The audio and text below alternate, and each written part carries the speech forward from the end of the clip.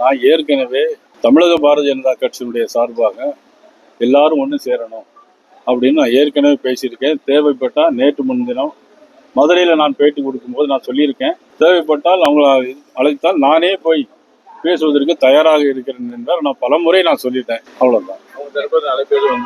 நான் தேவைப்பட்டால் கண்டிப்பாக நானே போய் அவங்களுக்கு வந்து அழைப்பு கொடுப்பேன். சார், இந்த சென்னையில தூய்மை பணியாளர் தொடர்ச்சியா நேற்று கைது பண்ணாங்க, இன்னைக்கு கைது அவங்க போராட்டத்தை நசுக்கிற வரைக்கும் இந்த அரசு செயல்பட்டு. அதாவது தேர்தல் அறிக்கையில தமிழ்நாடு முழுவதும் எங்கெல்லாம் துப்புரவு பணியாளர் வேலை செய்கிறார்களோ அதாவது அவர்களை நிரந்தரமாக்கும் என்று அவங்க தேர்தல் அறிக்கையில சொல்லியிருந்தாங்க. தேர்தல் அறிக்கையை சொல்லியிருந்ததான் துப்புரவு பணியாளர் கேட்டாங்க. அப்புறம் தொடர்ந்து அவங்க சென்னையில வந்து உண்ணாவிரதம் இருந்தாங்க. அப்புறம் அந்த உண்ணாவிரதம் இருந்த இடத்தையும் மாற்றினாங்க. அப்புறம் மதுரையில் போராட்டம் நடத்தினா அதையும் பண்ணாங்க. இந்த அரசாங்கம் வந்து போராடுகிறவர்களையும் கேள்வி கேட்கிறவர்களையும் நசுக்க அரசாங்கமாக திராவிட முன்னேற்ற கழக அரசு இருக்குது.